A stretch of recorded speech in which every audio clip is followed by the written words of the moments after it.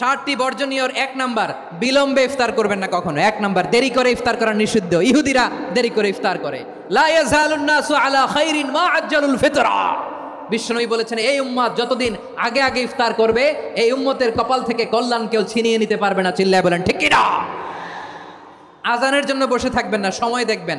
স্থানীয় সময় যখন সূর্যাস্ত হওয়া মাত্রই বিসমিল্লাহ, খেজুর খেয়ে ফেলবো। পারবেন তো নাকি দেরি করবেন? 2 নাম্বার, রমাদানের পবিত্রতা বজায় রাখবো। কোনো তর্ক বিতর্ক অশ্লীলতায় আমরা জড়াবো না, ঝগড়া করবো না, সরাসরিও না, ফেসবুকেও না। করবেন? কেউ গালি দিলে বলবেন ইন্নিমরুউন সায়েম, আমি রোজাদার।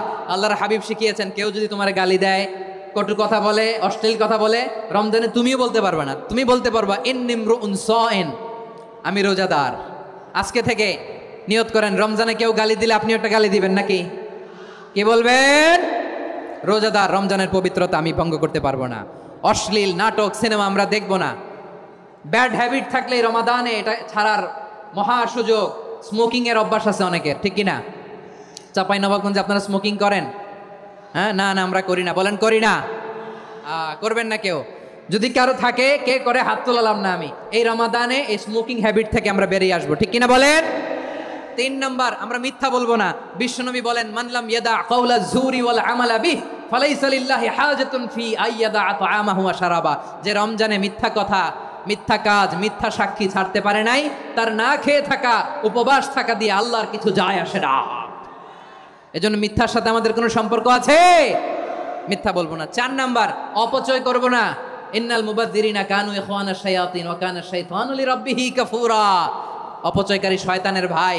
আচ্ছা, যে শয়তানের ভাই ও নিজেও আরেকটা কি? শয়তান। যে শয়তানের ভাই ও নিজেও আরেকটা কি?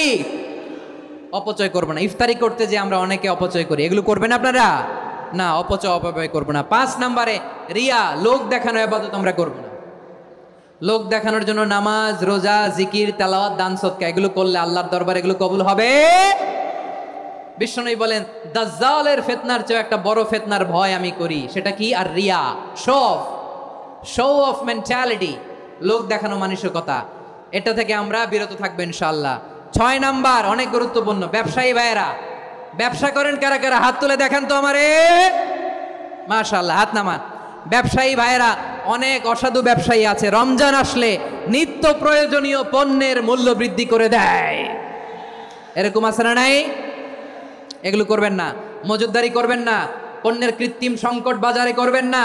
আপনি লাখ টাকা কামায়া ভাবছেন যে রোজাদারদের কষ্ট দিয়ে ধনী হবেন।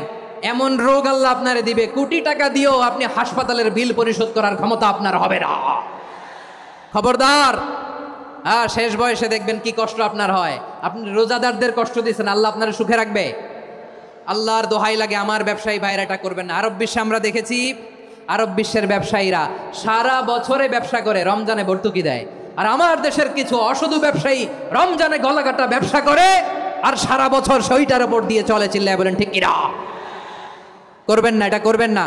নিত্য প্রয়োজনীয় পণ্যের মূল্য বৃদ্ধি করা হারাম, পণ্যের কৃত্রিম সংকট তৈরি করা হারাম, মজুদদারি করা হারাম, রোজাদারদেরকে কষ্ট দেয়া হারাম।